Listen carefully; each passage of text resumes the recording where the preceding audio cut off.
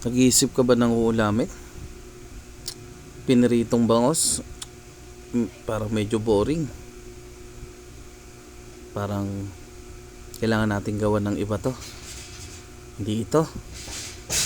Ito dapat. Wow. Ganito. Lagyan natin ng sauce, di ba? Ito nga pala yung ginawa ko, mga kamayor. So bali, kumuha tayo ng kalamansi. Iwain muna natin siya. Isa-isahin natin. Yan, hiwain lang natin siya. Tapos may mga naka-free na rin akong onion dito. And then garlic. Yan. Medyo malalaki yung garlic ko. Dahil gusto ko yung malalasahan ko siya. Ay, ito na rin yung bangus natin, guys. Dinain ko pa siya kanina bago ipiprito natin yan. Yan. Fresh na fresh yan. Yan, pigay na natin yung mga kalamansi. Yan. Iwalay natin yung mga buto niya para hindi pumakla. Yan, pigain nyo lang yung lahat yan. Siguro mga 10 kalamansi pwede na yan. Yan, may mga buto pa na sumama. Tanggalin natin. Yan, sindihan na rin natin ang kalan. Ready na rin natin ang ating frying pan. Painitin natin siya. Pag mainit na yung frying pan natin, i-prefer na natin yung mantika. Yan, hintayin muna natin mawala yung bumubula na yan. Tapos ilang segundo, mainit na yan. Ibuhos na natin ang mantika. Yung mantika naman yung papainitin natin para hindi mag-stick yung ipiprito natin na bangos mamaya. So mainit na siya. Ilagay na natin ang bangos. Ayan, prituhin lang natin yan magkabilang side. Dapat yung medyo crispy siya para masarap.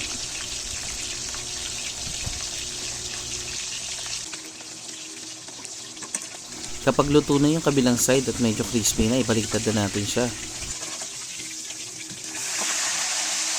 Guys, huwag niyong baliktarin pala kapag nagpiprito kayo ng bangos.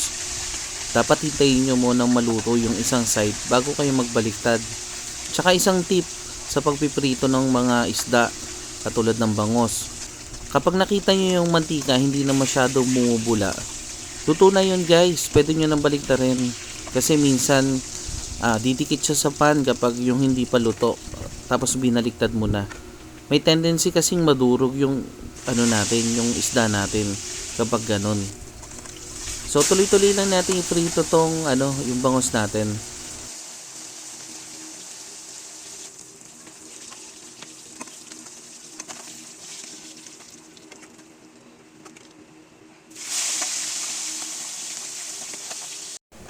Eto na, ready na yung ating piritong bangos. Set aside natin siya. And then sa pinagprituhan natin, ilagay natin yung bawang na. Isa-gisahin natin ng konti hanggang mag golden brown siya. Wag yung sunog kasi papaklayan. Yung sakto lang na mag golden brown siya, na may maiwan pa rin na malambot na part.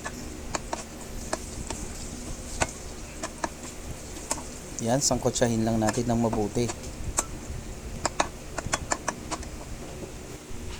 Kapag sangkotsado na siyang mabuti at luto na ang bawang, ilagay na natin ang toyo.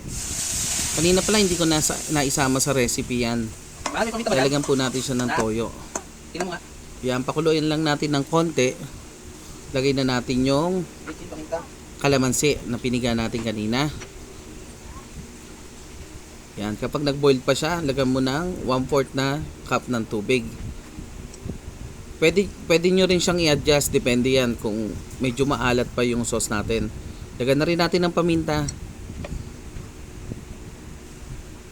Tapos ilagay natin yung kalahati ng onion na in-slice natin. Tapos hintayin na natin siyang kumulo at maluto ng konti. Haluluin natin para yung ibang onion ay lumubog.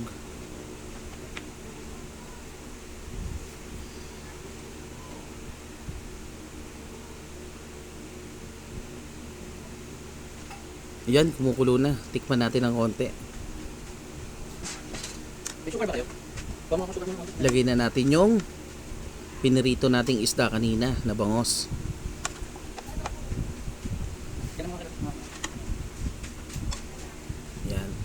Medyo basa-basain natin siya. Yung mga hindi nakalubog, ilubog nyo siya para ma-absorb niya yung sauce. Kapag na-absorb na ng fish yung sauce, yan, i-ready na natin. Yan, pakuluan natin ng konti, then ready na siya. Okay? Ready na ang bistik bangus natin. Kumuha tayo ng bowl at i-transfer natin siya.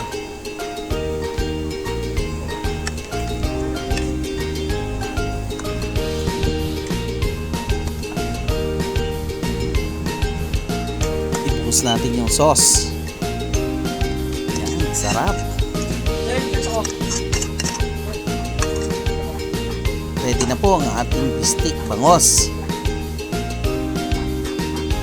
Siguradong uubos ng maraming kanin to guys. Tikman nga natin. Solid. Sarap. Paalam.